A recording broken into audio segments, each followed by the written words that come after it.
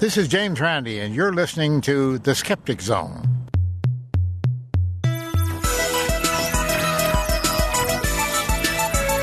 Welcome to The Skeptic Zone, the podcast from Australia for science and reason.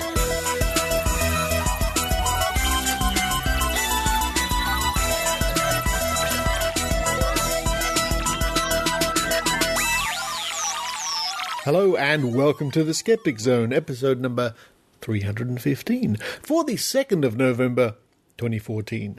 Richard Saunders here with you from Sydney, Australia.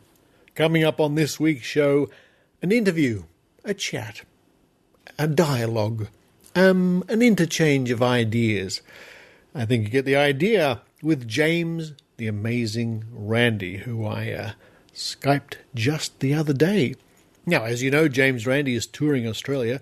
More information about the tour during the course of the interview, and some very exciting news, I must admit, some very exciting news about the interview from my point of view. Coming up to kick off the show, James the Amazing Randi. Following that, it's a week in science from our good friends at the Royal Institution of Australia, www.riaus.org.au. In fact, James Randi is going to be speaking there on the 1st of December in Adelaide, and kicking off the night will be none other than Dr. Paul Willis, the director of the Royal Institution in Adelaide. Can't wait to see you, Paul. It's going to be a great night with James Randi in Adelaide. And after that, it's a chat I had with Ian Woolf from Diffusion Science Radio. The website is www.diffusionradio.com. Now, Ian interviewed me for his show on Diffusion Radio about water divining, and after the interview was over, I turned the microphones around and I interview him. And if you want to hear my interview on his show, diffusionradio.com is where you go. If you want to hear my interview of him on my show, stay right here. I think you're with me. Then to round off the show, it's Evidence Please with Jo Alabaster. And Jo will give you her impressions, her thoughts, her feelings, her contemplations on visiting Mind, Body, Spirit Expo Festival, or as we love to call it, Mind, Body, Wallet. Now, before we get stuck into the show, I must say a big thank you. How do I say that? Thank you! A big thank you to the listeners who subscribe to the Skeptic Zone. Through your generosity, I was able to buy a new microphone, which I'm using right now. It's the Zoom. What is it? Looks around. Oh, there it is. It's the Zoom H2N.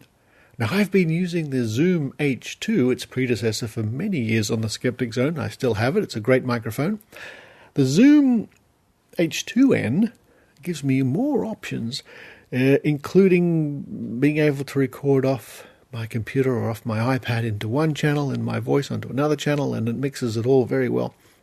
This is not an ad for Zoom, by the way, but it's just a thank you. A thank you to the listeners who subscribe to the Skeptic Zone at www.skepticzone.tv. It's because of your generosity I am able to buy these things. I'm able to get my reporters around the place and all sorts of things. Thank you. Your contributions make a big difference. Also, keep an ear out. Can you keep an ear out? I suppose you can. Keep an ear out during the show, and you'll hear Maynard, our reporter Maynard, talk about his website, maynard.com.au. If you're a fan of Maynard on the Skeptic Zone, why not subscribe to his podcast, Maynard's Malaise? Visit maynard.com.au. All sorts of interesting things there, including Bunga Bunga, the show he does with Tim Ferguson. And I'm a guest on that show from time to time. And Maynard's own podcast. Well, that's all from me at the moment. I know you're keen to hear from the man himself, from James Randi. So, it's time for me to run downstairs. What will I have this week? Let's see, Jo Alabaster is talking about Mind, Body, Wallet this week, sort of New Age, healing, crystals, spiritual, vibrations. Vibrations. Why am I thinking of that word? I'm getting a vibration. It's telling me to run downstairs and have some tacos. Yeah, why not? A bit of hot sauce. While I do that, I hope you enjoy The Skeptic Zone.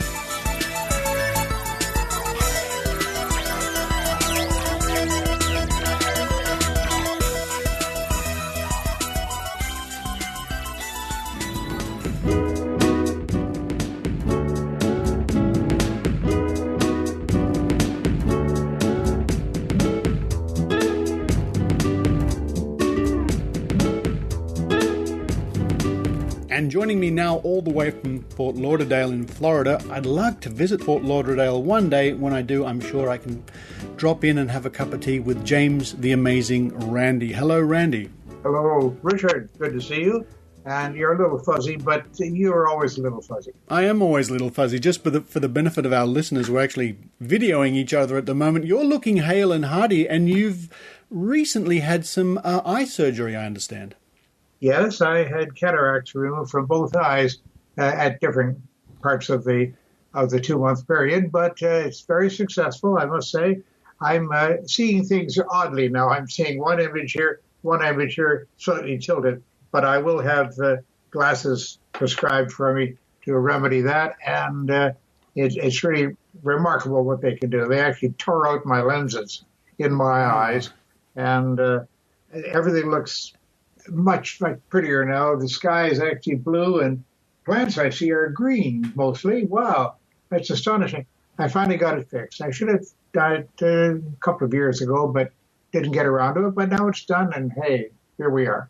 Here we are, and what a wonderful walking advertisement you are for modern scientific medicine, I must say, because there you are, still going. Well, I had colon cancer, and I was operated on laparoscopically. And did I tell you about that? No, please do.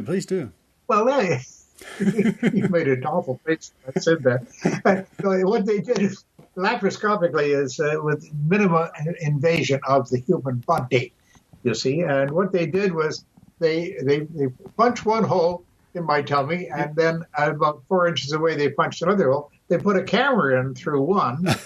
Now, it wasn't the regular video camera that we all use, but it was a tiny little thing. And then they put the tools in the other side, and the doctor operated on me by using the camera to find the spot in my colon that had to be excised. Good heavens. And then they simply looped it out and snipped it. I was unconscious for all this. I was in La La Land, of course. And they snipped it out, and they stitched it up, and they tucked it back in again.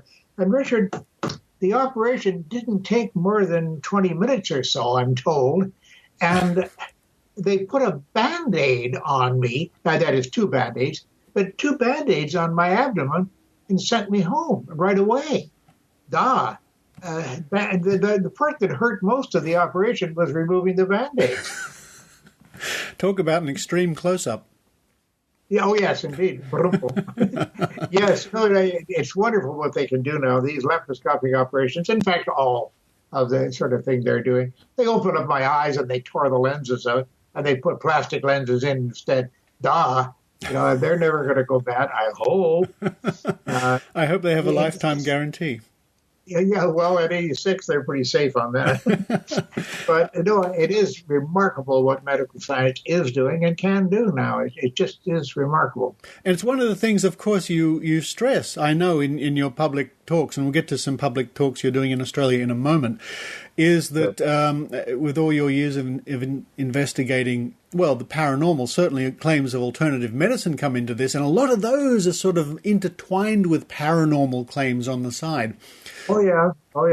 But I guess the point that you stress is it's the hard-nosed scientists, it's the people who spend years in the lab perfecting things that bring us the breakthroughs. Oh, yeah. And the things that work very well, too. Now, medical science isn't perfect. No aspect of science is perfect. But it's so close that sometimes you can't tell the difference. And not only that, I owe my life to medical science. There's no question of it, because doctors who have operated on me, on the aneurysms in my legs, for example, they told me that, 7 or 8 years ago, that operation just was not available with this accuracy at all. And so I was born at exactly the right time. I timed things correctly. Yeah. I timed my birth and the whole thing, You have. It's amazing. If we can borrow that word, Randi, it's amazing. Certainly, you can use it. I'll use it. The exciting news, of course, for our Australian listeners, the immensely exciting news is you'll be with us. You are embarking on quite the tour. You're going to be in Adelaide, Perth, Brisbane, Melbourne and Sydney, all in early December. It's a remarkable thing to do at any stage, Randi, but at 86, that's quite an undertaking. Well, they've given me a day in between just to rest, I believe. Oh, that's all right. If I fall down, they give me a day off.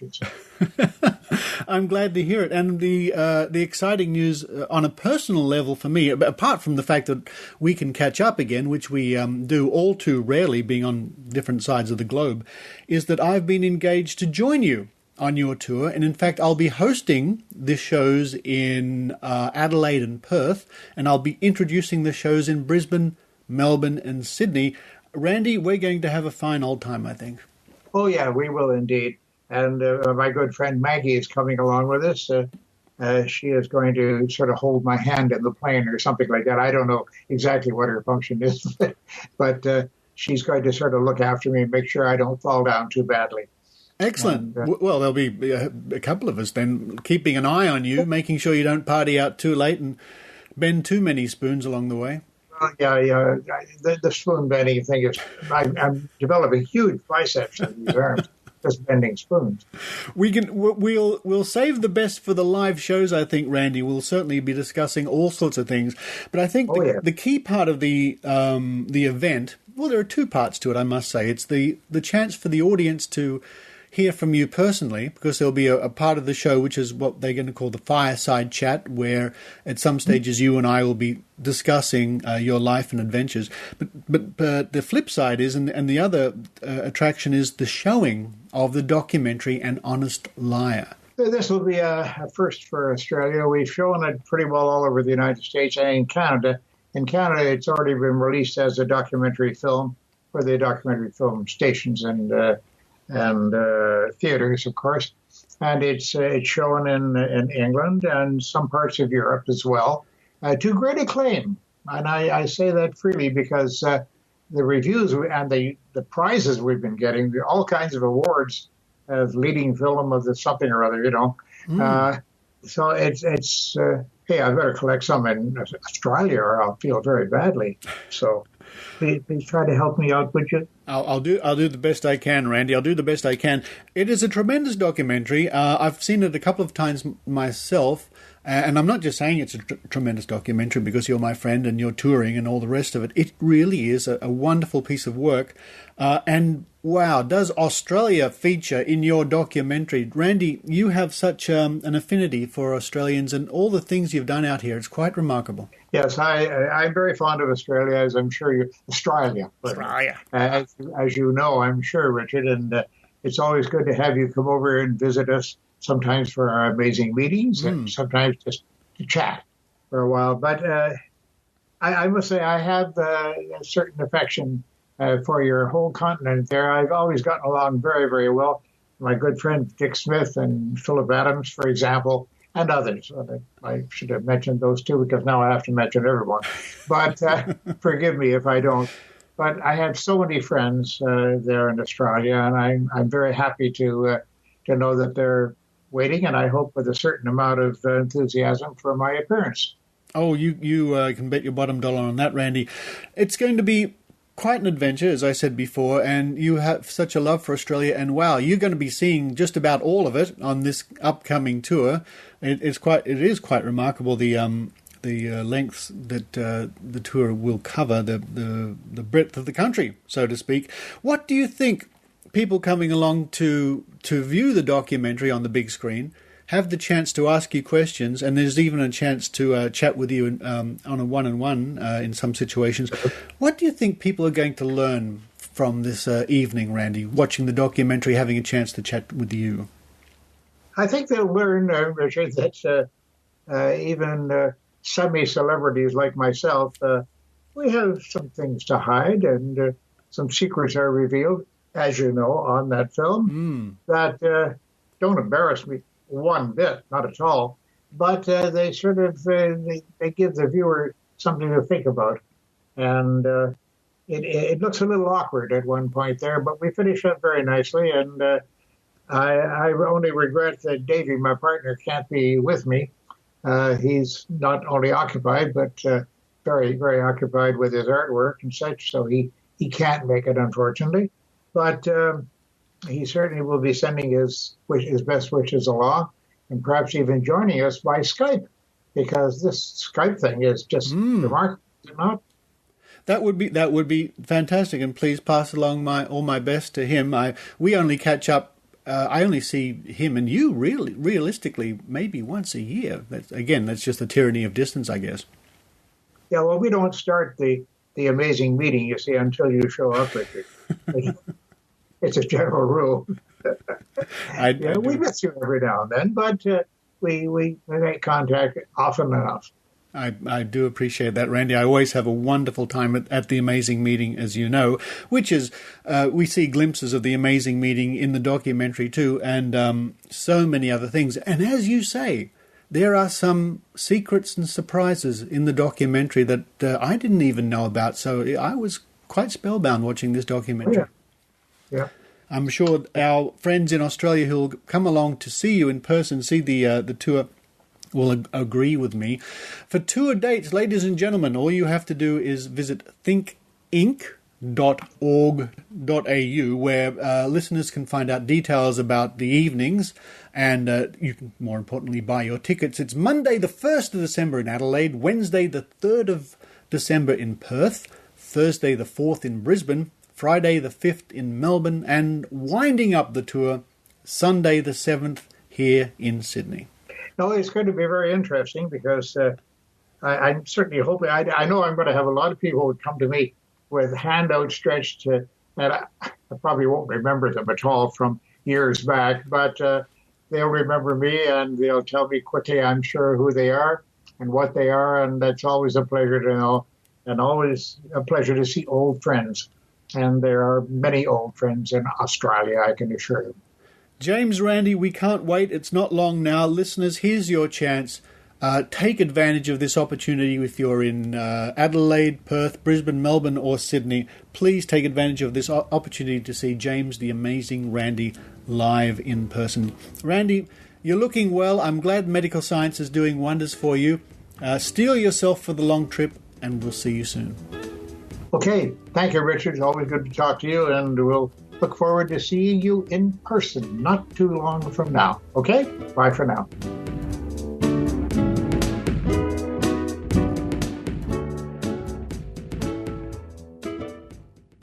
Brisbane Skeptic Society is proud to announce that Michael Marshall will be coming to Brisbane on the 1st of December. I can't wait to speak in Brisbane. I really want to be showing people, taking people through some of the stuff that I've been doing in skepticism, some of the interesting, some of the weird stories, some of the funny stories, and some of the quite horrible things that you see when you get out there and you investigate skepticism stuff, you investigate pseudoscientific stuff firsthand. So please come along to Brisbane. I look forward to seeing everyone there, and we can have a beer afterwards too. Come along to Toombul Shire Hall starting at 6 o'clock for a talk by Michael Marshall and drinks afterwards. For more info, go to brisbaneskeptics.org. Do you read the latest news and wish there was a more skeptical voice? Do you want to hear fascinating interviews with your favourite skeptics? Tune in to Skeptically Challenged. Skeptically Challenged is a podcast that examines the latest in health and paranormal claims, bringing critical analysis to the world of the weird and the crooked. Skeptically Challenged adds a rational voice to an internet full of credulity. For more info, go to skepticallychallenged.org. Welcome to A Week in Science from RiAus, bringing you the science you need to know. It's hard to beat the crisp, refreshing taste of an ice-cold beer, but behind the amber haze and frothing fizz, beer is also humanity's first biotechnology venture. We first discovered beer about 8,000 years ago in ancient Egypt and ancient Sumer. The world's first brewers mixed bread, germinated grain and water in ceramic jars. The yeast inside the bread fermented the sugars in the grain, producing alcohol and, ta-da, beer. Almost everyone drank it at the time, as it was high in carbohydrates and protein, but was also safer to drink than the contaminated water, making it the ultimate food source. Today, there are thousands of brands of beer and dozens of different styles, but there are really only two main types of beer, ales and lagers, the difference arising from the type of yeast used. Ales use a top fermenting yeast, which operates at a higher temperature. This means that fermentation produces not only alcohol, but various other aroma molecules that give rise to fruity and floral flavors. Lagers, on the other hand, use bottom fermenting yeast, which operates at a lower temperature. This means that no extra aroma molecules are produced, making the beer a crisp and clear expression of the grain. And now, 4 fast facts about Australia's favourite beverage. Ancient Greeks and Romans didn't really appreciate the beauty of beer. They thought it was most useful to soften ivory to make jewellery. Beer is a diuretic that causes us to lose fluids very quickly. Every bottle of beer you drink produces about half a litre of urine. Per standard drink, beer contains more vitamins and minerals than wine. And ancient Egyptians thought that drinking beer and getting drunk helped them become closer with the gods.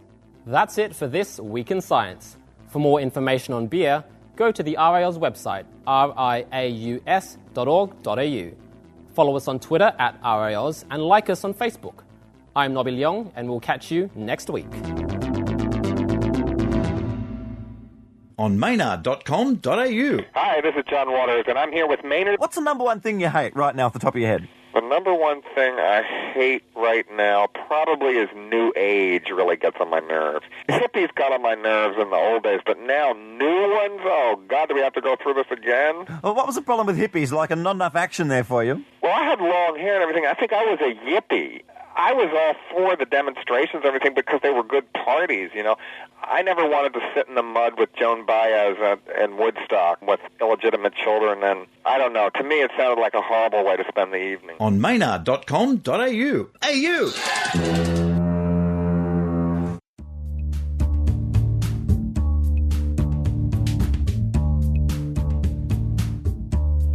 Well, I'm out and about at the moment. I'm in downtown Sydney. I'm with Ian Woolf. Hello. Hello, Richard. Now, you've just interviewed me, so I'm going to interview you for a second now.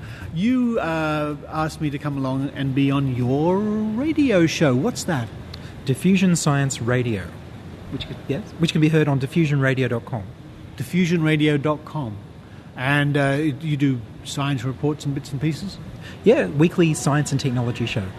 Excellent. That's great. And you've come along today to ask me about water divining. Absolutely. I think if it's good enough for our incoming chief of the CSIRO, then the whole world needs to know. They do. It's a crazy story, folks. And this guy, I must tell you, is in line for the Australian Skeptics Ben Spoon Award this year, you see. That's quite interesting. So that's great. I mean, I love any opportunity to chat to somebody out there who's also promoting science and reason, which you do. Yes, and I think people need to know, if we're going to be talking about water divining, people need to know what it is and how it works. And there's a lot they can learn about science in the process. I think so, and you'll probably get some angry letters after my interview because I basically say it doesn't work and I explain the ideomotor action and stuff like that. But it's interesting. People will write back now, will tell you long stories about how their dad did it or they do it or they've seen it with their own eyes and stuff like that. It's a fascinating area. It's great fun. It is. I used to play with pendulums when I was little, and I found that, as you say, you can direct them. Once you play with them a lot, you can direct where you want them to go without trying to move your hand. And in fact, I tried it by basically imagining I was pushing it. And it feels like you're using a psychokinetic power. You're not. It's all just the ideomotor effect, the random movements of your hand. But because of the connection to your unconscious mind and the suggestion, if you imagine you're moving it, it moves. And it feels like real magic. It does. And this ideomotor action is also responsible for, as you say, pendulums. There's the old one, the wedding ring over the pregnant belly. It's the same sort of thing happening. And also, it goes as far as applied kinesiology. The same basic psychological effect when a kinesiologist is doing muscle testing can come into play, where the feedback they're getting, unbeknownst to them, is because of the way they're pushing the arm or the leg or whatever the case may be. So it's a really interesting area of research, the ideomotor action. It is, and it's a connection between the conscious and the unconscious mind. So I'm interested in looking up the neural correlates, if they can find out which parts of the brain are actually used by the ideomotor effect and how that part of it works. So I'll be looking into that for future shows. That would be interesting. Look, if you need a volunteer to be hooked up to a machine and walk along with a divining rod, no, it wouldn't work with me. The trouble is I've been doing it for so long now that I know precisely when to make the rods move, because I have to for demonstration purposes. You know, I'll walk along and say, there's the bottle, and whoop, the rods will move across. So I don't know what it's like to do it subconsciously. I've lost that ability, I think. Well, we could stick you on a Ouija board, which is exactly the same principle, right? And you probably haven't played with them as much, so maybe your unconscious would still have a way through, or are you just sealed off from the spirit world forever because of your forbidden knowledge? You've got me there.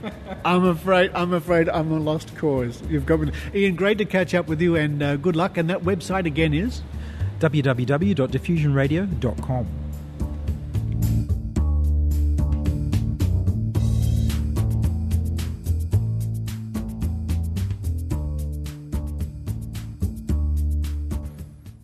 Hey guys, Jay Novella here. Simple question. Where will you be this November? Because I know I'm going to be at the Australian Skeptics National Convention in Sydney, and so will all the rest of us from the Skeptics Guide to the Universe, including George Robb, and Dick Smith, and Dr. Carl, and Dr. Raichi, and lots of other awesome people. Why aren't you going? Did you not sign up yet? Get on there and sign up. This is going to be some epic stuff here. You don't want to miss it. Go to skeptics.com.au/convention.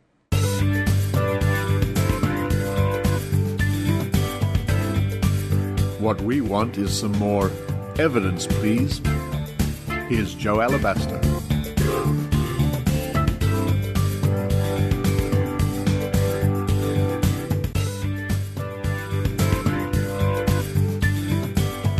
Hello, this is Jo Alabaster.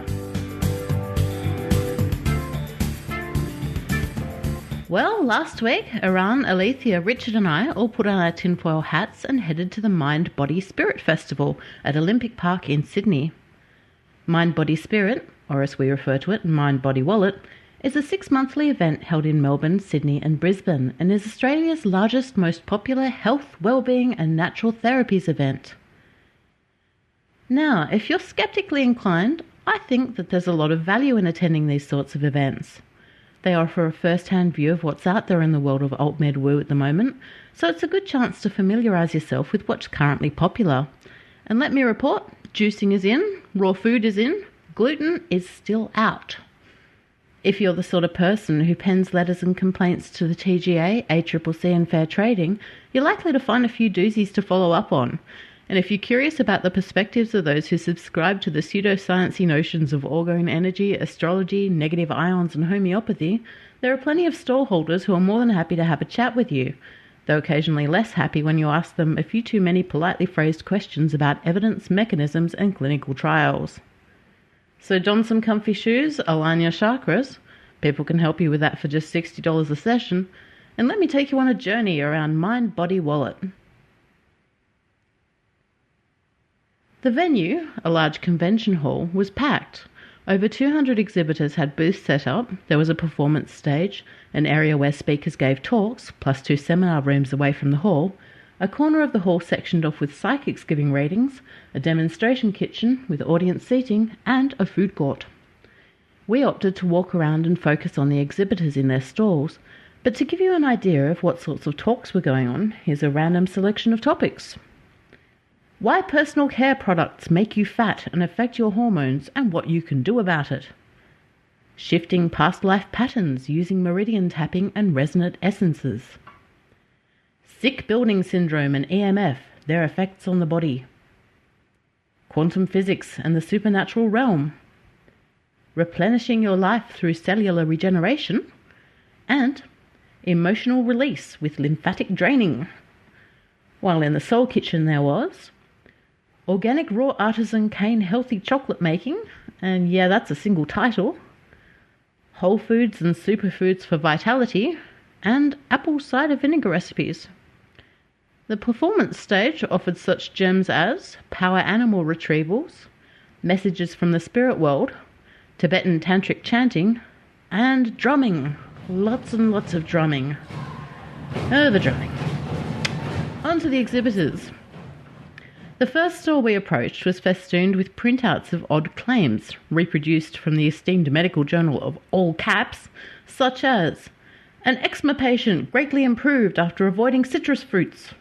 Allergies are caused by faulty digestive enzymes. Migraines are triggered by overacid fruits. And A woman with a thyroid problem improved when cabbage and broccoli was eliminated, which is a timely reminder to blast all brassicas with lasers on site. In this booth, there was a table, and on the table was what turned out to be the new gimmick of the season. A pair of headphones attached to a machine with flashing lights, which was connected to a screen showing images of internal organs, scattered with different polygons to represent the status of various tissues and systems. This was a direct health scanning machine, marketed under the name Metatron, which is both an archangel in Christian and Judaic folklore and almost the name of a transformer. We saw 3 of these set up at the expo, and for around $95 a go, people could sit down, wear the headphones, and apparently, quote, take a journey and see their body in 3D, end quote, to view the health of their body's organs, tissues, cells, and chromosomes. The claim's incredibly vague, but apparently putting on some headphones allows the scanning device to analyze your entire body using magnetic fields. From one pamphlet, quote, it is based on spectral analysis of the magnetic field vortices in living tissue through the biofeedback of cellular information, end quote. Nobody was able to tell us how the device receives the biofeedback, but everybody that I saw having a scan appeared to have a bad case of spleen hexagons. Perhaps it's one for the TGA to look into. One of the next stalls we encountered was Orgone Effects Australia, which is fantastic. I'm actually rather fascinated by the concept of orgone energy and the man who proposed its existence, the strange Dr. Wilhelm Reich. Unfortunately, the stallholders weren't espousing Reich's odd views on sexual energy and orgone directly. They were selling all manner of trinkets to protect people from various energies, though, from coasters to positively charged bottles of water to smart meter home harmonizers, to those little holographic stickers which are said to protect mobile phone users from electromagnetic radiation. They're still about. We had a very peculiar conversation with one of the stall holders. When asked how it could be ascertained whether a bottle of water had a positive charge, he said that he could tell by feeling it, then went on to inform us that double-blind studies were no good, not merely for his products but for any products, because they removed the emotional and psychological component of an effect. Basically, he seemed to be arguing that bias contributes to efficacy and should therefore be considered as part of the mechanism by which a product or modality works. Okay then. We kept walking and chatting. We encountered crystals, wind chimes, psychics, chiropractors, aura photographers, and a fellow who wanted to detox our houses. A woman tried to redefine the word esoteric for us. And in fact, if you go to Mind Body Wallet, expect to find a lot of changed definitions and very vague descriptions. That was one of the things which really struck me when talking with people there. Many conversations quickly come to an end when you ask for clear definitions and descriptions of how things work.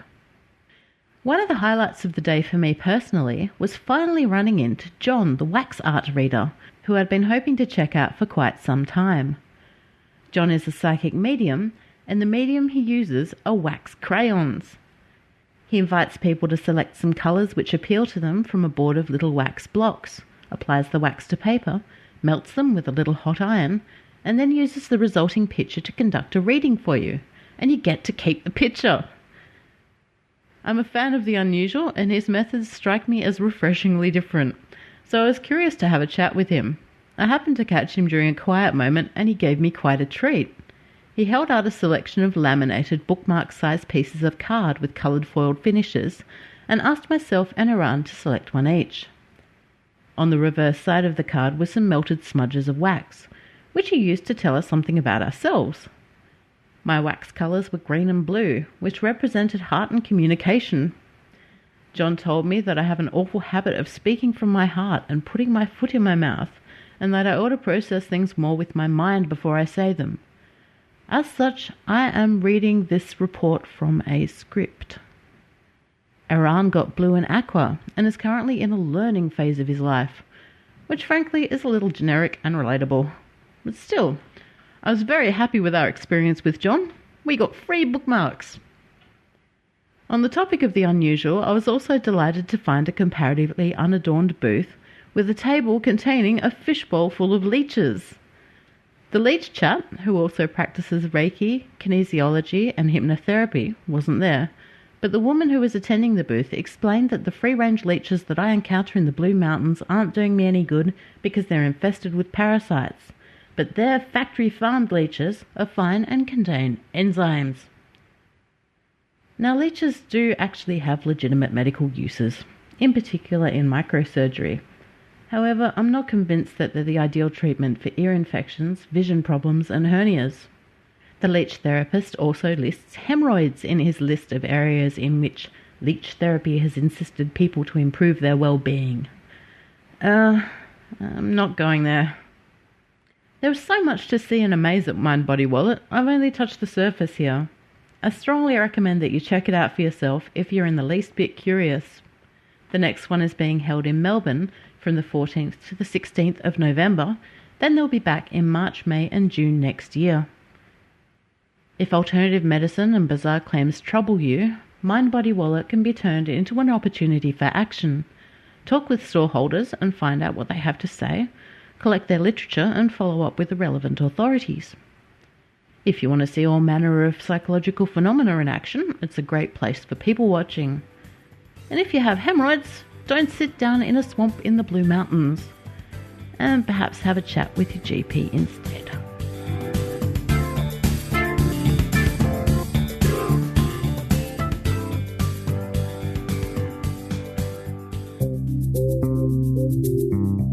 The Skeptic Magazine, the journal from Australian skeptics.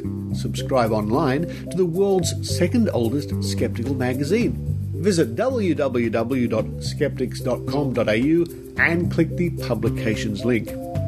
You can also find there over 30 years of back issues free to download. The Skeptic, the magazine from Australian skeptics.